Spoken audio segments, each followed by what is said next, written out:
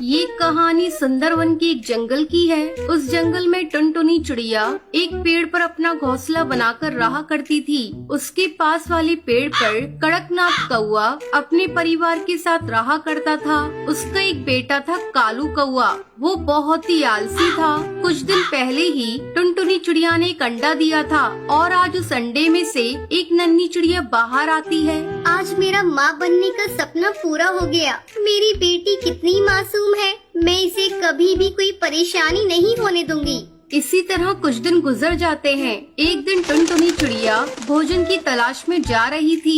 तभी कालू कौआ उसके घोंसले के पास आता है। अरे कालू भैया, अच्छा हुआ जो तुम आ गए। मैं अभी आपके पास ही आने वाली थी। क्यों, क्या हुआ?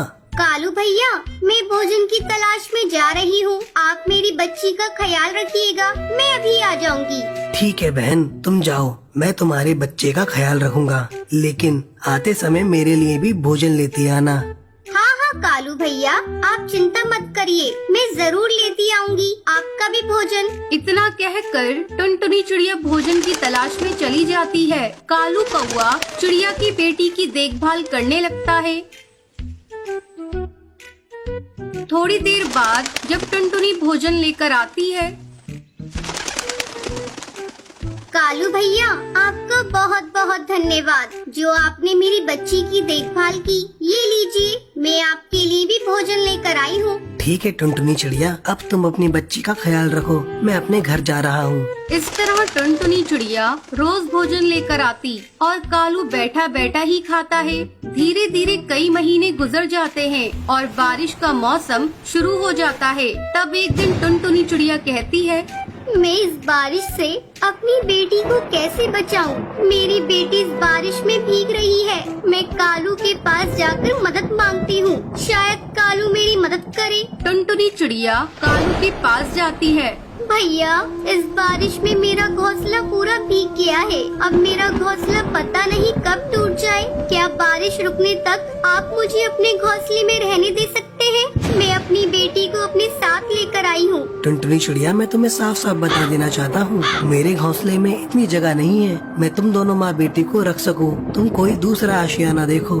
टुनटुनी चिड़िया मन मटोस कर वहाँ से चली जाती है। धीरे धीरे बारिश तेज हो रही थी। अचानक टुनटुनी चिड़िया को एक पेड़ में बड़ा सा सुराख दिखाई देता है। टुनटुनी चिड़िया अपनी बेटी को लेकर उस सुराख में छुप जाती है। सुबह हो जाती है लेकिन बारिश नहीं थमती। टुनटुनी चिड़िया अपने घोंसले की मरम्मत करने लगती है। अब टुनटुनी चिड़िया का घर बारिश में भीगने से बच जाता है।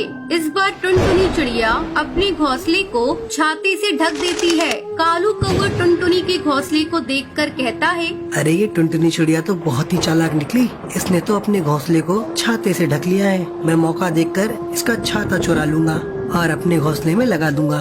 एक दिन जब टुनटुनी चिड़िया अपनी बेटी के साथ भोजन की तलाश में गई थी, तब कालू कौआ टुनटुनी चिड़िया के छाते को चुरा लेता है और उसे अपने घोंसले में लगाने लगता है। तभी भुल्ला चील वहाँ आ जाता है और वो कालू से छाता छीन लेता है। कालू कौए, तुमने बहुत गलत किया। तुमने टुनटुनी चिड़िया का छाता चुरा लिया। अभी जाओ जाकर ये छाता टुनटुनी चिड़िया के घोंसले में लगाओ। अगर तुमने ऐसा नहीं किया तो मैं तुम्हें मार डालूंगा।